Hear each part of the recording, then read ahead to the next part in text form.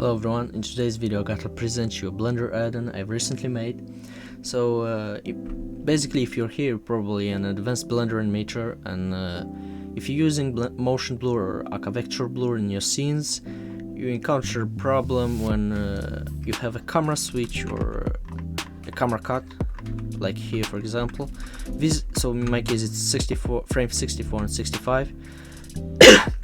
Sorry. So if you render these frames, you will get weird motion blur or motion blur artifacts, and this is not what we want. So basically what every animator does in this case, so basically they go and animate the shutter or a blur value for each camera cut. So this is really hard. So in this case I made a simple vector blur animator add-on. So you just go to edit, preferences, install from disk, and you install the add-on. I will leave it in description. Once you install it, just check vector blur animator if the checkbox is on. Now you press N in the compositor, you press N, go to tool, and you have a new panel in here.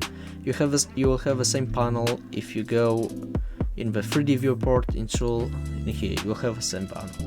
Alright, now you generate a new vector blur. Okay, so you will get a vector blur named VB1. If you had already a vector blur, you can just delete it.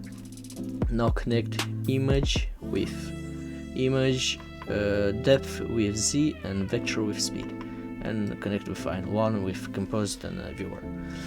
Alright, so you have a few settings in here. Shutter basically is the maximum value of the blur each time you will have when you press on the scene. So basically, in other words, just put it through 0.1 or 0.2 because 1 is kind of much. Okay, samples is just to set samples easier. If you are in another window, for example, you can just press 20 here and set samples, and you will have 20 samples. Okay, now on and off are the most important in here. So on tunes the vector blur on at the frame you are. So for example, now the shutter is at 0, you turn on. Okay, so before the shutter was at 0, so at the frame 9 it inserted a keyframe for the 0 value, and at the current frame it puts the value you have in shutter in here. In the same way works the off button. Once you press it, so at the current frame it will turn off the vector blur. I forgot to say, also the add-on will inform you if the vector blur is on or off. For example, here it is on and here it is off.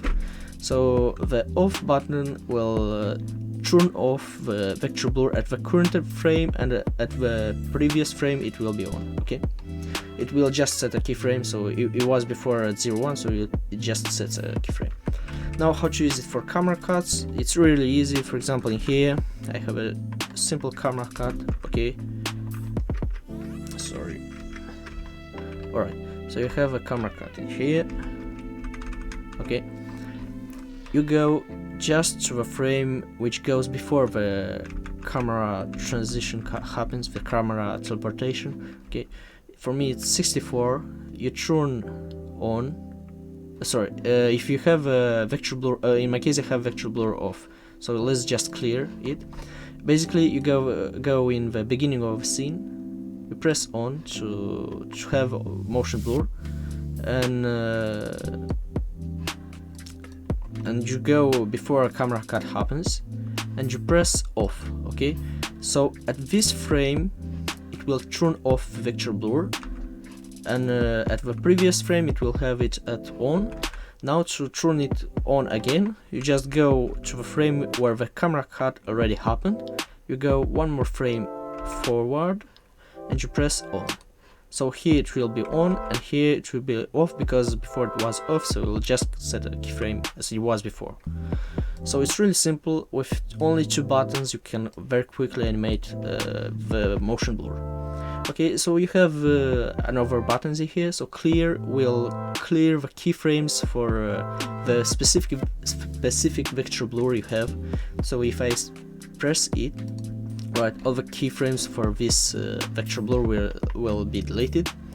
Also, you can delete the vector blur. You just press delete, okay, so it will just disappear. In case if you just delete the vector blur node, it's not something wrong with it. So you deleted it, and you can delete the panel here with the delete button. So this is all. Thanks for watching, and goodbye.